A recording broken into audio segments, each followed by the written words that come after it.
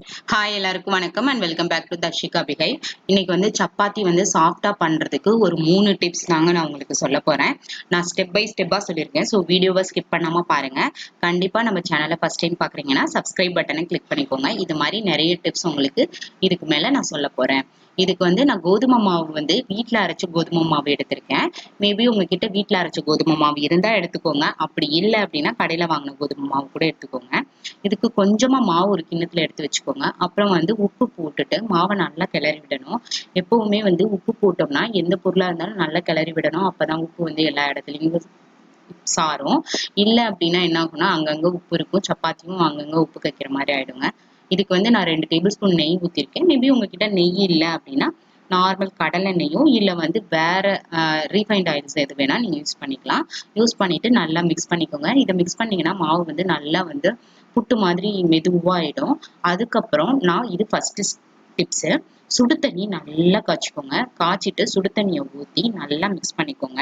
சுடு தண்ணி ஊற்றி மிக்ஸ் பண்ணோடனே மாவு ரொம்ப சாஃப்ட் ஆயிடும். பட் நீங்க வந்து என்ன பண்ணணும்னா சுடு தண்ணி கொஞ்சம் கொஞ்சமா ஊற்றணும். சுடு தண்ணி ஊற்றினா மாவு ரொம்ப லூஸாகவும் ஆகும். அதனால கொஞ்சம் மெதுவாகவே கொஞ்சம் கொஞ்சம் தண்ணியா தேவையான அளவு ஊற்றி மிக்ஸ் பண்ணுங்க. அது வந்து என்ன பண்ணணும் அப்படின்னா நீங்க வந்து ஒரு கட்டை எடுத்துக்கோங்க, இல்லை இந்த மாதிரி ஸ்டிக் ஏதாவது எடுத்துட்டு கரண்டி எடுத்துட்டு மிக்ஸ் பண்ணுங்க. தண்ணி ஏன்னா சுடு தண்ணினால சம்டைம்ஸ் நம்மளால பிசைய முடியாது. நல்லா இந்த மாதிரி பிசைஞ்சதுக்கு அப்புறம் கை வச்சுட்டு கொஞ்சம் கொஞ்சமா கொஞ்சம் தேவையான அளவு நார்மல் ரூம் டெம்பரேச்சர்ல இருக்க தண்ணி ஊற்றி பிசைஞ்சுக்கோங்க. பிசைஞ்சிட்டு இது மாதிரி 2 கை வச்சு அமுத்துங்க. நான் எந்த மாதிரி பிசைறேன்னு பாருங்க. இந்த மாதிரி உருட்டி உருட்டி பிசையணும். நல்லா 2 கையில வச்சு பிசைங்க.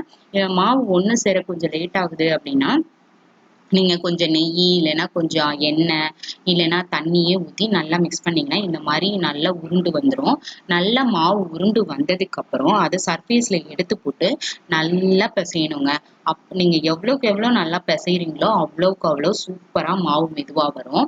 இப்போ நான் எனக்கு வந்து இந்த மாவு வந்து நல்லா உருண்டு வந்துருச்சு, அதாவது எல்லா மாவும் சேர்ந்து வந்துருச்சு இல்லையா.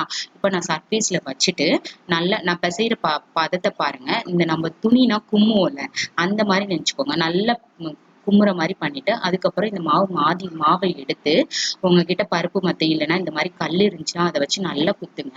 நல்லா எல்லா சைடும் குத்தணும். அதுவே போதும். இதுதான் செகண்ட் டிப்ஸ்.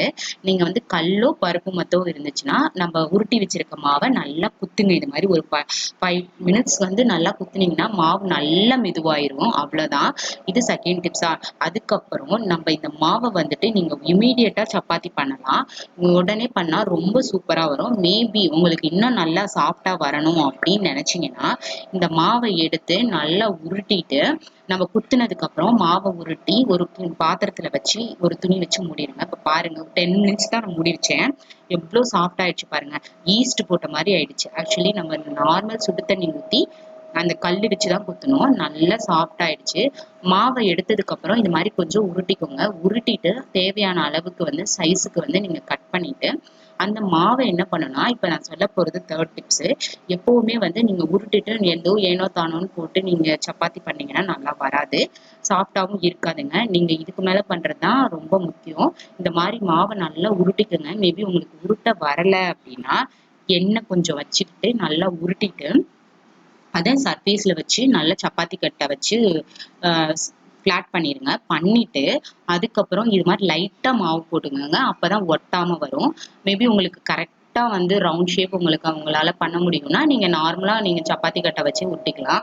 அப்படி இல்லை அப்படின்னா உங்ககிட்ட ஒரு மீடியம் சைஸ் பிளேட்டோ இல்ல வந்து மூடியோ இருந்துச்சுன்னா அதை எடுத்து இது மேல வச்சு நம்ம நார்மலா கட் பண்ணி எடுப்போம்ல இந்த மாதிரி கட் பண்ணி எடுத்துட்டீங்கன்னா சூப்பரா வருங்க.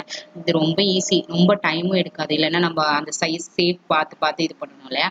நான் பண்ணிட்டேன். இப்ப பாருங்க சப்பாத்தி நல்லா நான் ரொம்ப ஃபிளாட்டா தான் பண்ணேன். இதுக்கு வந்து நான் மட்டன் கிரேவி பண்ணியிருக்கேன். பாருங்க இது ஃபிளாட்டா தான் நான் பண்ணியிருக்கேன். இருந்தாலுமே புஃப்னு வருது பார்த்தீங்களா. இந்த மாதிரி வந்ததுக்கு அப்புறம் திருப்பி போடுங்கன்னா அப்ப இந்த சைடுமே பின்னாடி சைடுமே நல்லா பஃப்னு வரும். இது வந்து நான் ஆயில் ஊத்தாம பண்ணியிருக்கேன். இதை வந்து ஃபுல்கா மாதிரி உங்களுக்கு செஞ்சு காட்டுறேன். இது ஓரளவுக்கு இந்த மாதிரி ஆனதுக்கு அப்புறம் நான் அடுப்புல வந்து எடுத்து போட்டு நான் பண்றேன். இப்போ நான் எடுக்கும்போது பாருங்க உங்களுக்கு தெரியும் அவ்வளோ சாஃப்டா இருந்துச்சு. என் பொண்ணுக்கு ரொம்ப பிடிச்சிருந்துச்சு. வீட்டுல எல்லாருமே ரொம்ப சாஃப்டா இருக்கு, டிஃப்ரெண்டா பண்ணிருக்க அப்படின்னு சொல்லி சொன்னாங்க. இது நான் ஆயில் ஊத்தி பண்ணேன். பாருங்க பார்க்கும்போதே உங்களுக்கு அவ்வளோ டேஸ்ட், அது சாப்பிடணும் போல இருக்கும். அவ்வளோ சூப்பரா இருக்கு. கண்டிப்பா இதை உங்க வீட்டுல ட்ரை பண்ணி பாருங்க. இன்னொரு டிப்ஸ் என்னன்னா எப்போதுமே சப்பாத்தி பண்ணும்போது ஹாட் பாக்ஸ்ல வைக்கிறீங்கன்னா ஹாட் பாக்ஸ் உள்ள ஒரு துணி வச்சுக்கோங்க. வச்சுட்டு அது மேல சப்பாத்தி வச்சீங்க அப்படின்னா கண்டிப்பா உங்களுக்கு சப்பாத்தி வந்து ஒரு மாதிரி ஊறி லொலலொலன்னு ஆகாது.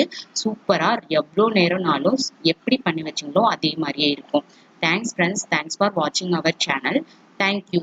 வீடியோவை மறக்காம சப்ஸ்கிரைப் பண்ணிடுங்க.